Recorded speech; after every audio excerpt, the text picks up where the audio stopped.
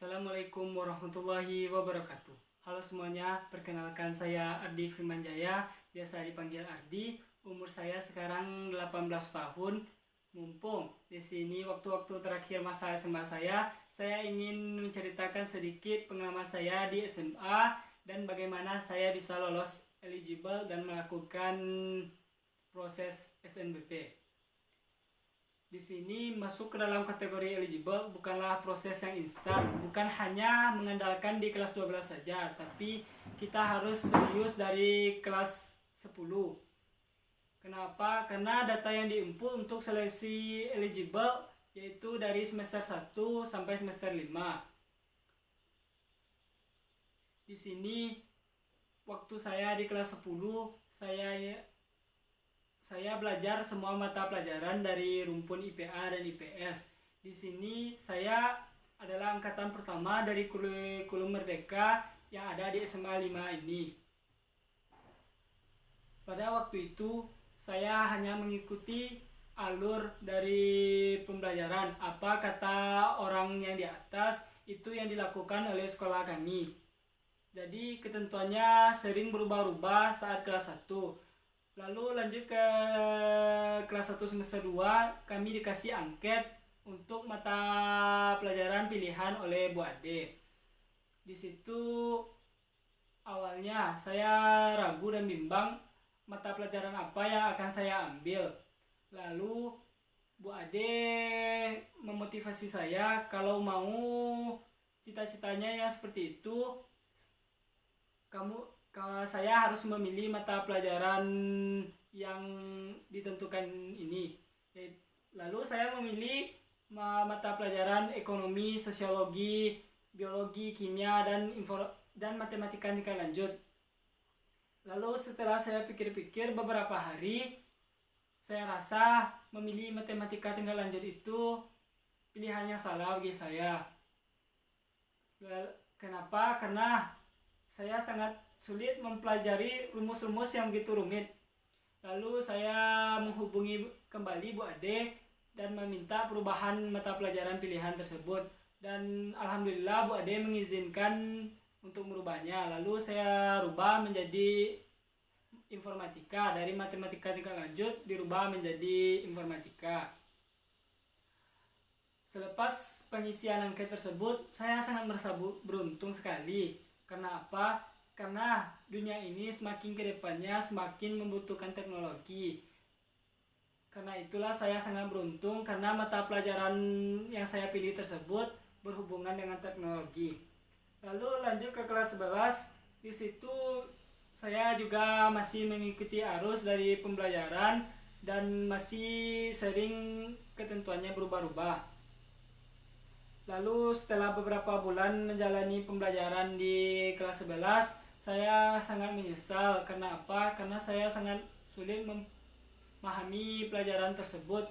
Jadi disitulah penyesalan saya sedikit. Kenapa saya memilih mata pelajaran pilihan tersebut. Lalu karena disitu teman-temannya semua mau fine-fine aja dan teman-temannya asik, jadi saya bertahan di kelas tersebut dan tidak pindah ke kelas lain. Sebab ada teman-teman saya yang satu angkatan, karena mereka tidak nyaman dengan kelas yang telah ditentukan Bu Ade, yang lalu dia pindah kelas ke kelas lain. Lanjut ke kelas 12. Di situ di kelas 12 saya sudah mulai memahami pelajaran tersebut. Karena apa? Saya pun heran kenapa saya hanya memahami pelajaran tersebut di kelas 12 saja. Tapi saya sangat bersyukur saya ini masih bisa memahami pelajaran tersebut walaupun hanya di kelas 12. Lanjut di semester 2 kelas 12, kami dituntut untuk melakukan memilih untuk selanjutnya, atau mau lanjut kerja, kuliah, atau gebyar. Itu yang dituntut kepada kami kelas 12. Selepas itu ada pengumuman eligible ya dengan kuota 40% dari sekolah kami, yaitu sebanyak 63 orang. Di situ saat pengumuman, di situ hati saya sangat bercampur aduk antara deg-degan dan berharap yang terbaik untuk diri saya. Dan alhamdulillahnya saya terpilih. Di situ adalah momen yang paling berharga bagi saya dan momen yang tidak akan pernah saya lupakan. Lanjut di situ, setelah dinyatakan lolos, kami pun melakukan proses pendaftaran SNBP. Di situ proses pendaftaran tersebut dibantu oleh Bu Ade. Bu Ade meluangkan waktunya kepada kami dan dikorbankan waktunya sampai malam untuk kami bisa mendaftar. Dan saya ucapkan terima kasih kepada Bu Ade yang telah membantu kami sampai sekarang. Kalau tanpa Bu Ade mungkin kami tidak bisa melakukan pendaftaran tersebut.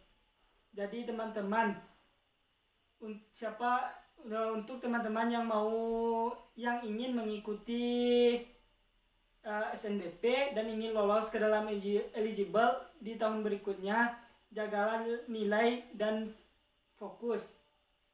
Dan saran saya, tetap teguh pada pendirian sendiri dan jangan melihat teman. Apa yang dipilih teman, jangan itu pula yang kita pilih. Tanyakan pada hati kita sendiri apa yang kita inginkan, apa yang kita minatkan, dan apa yang kita bakati. Karena itu bergantung dengan hidup kita.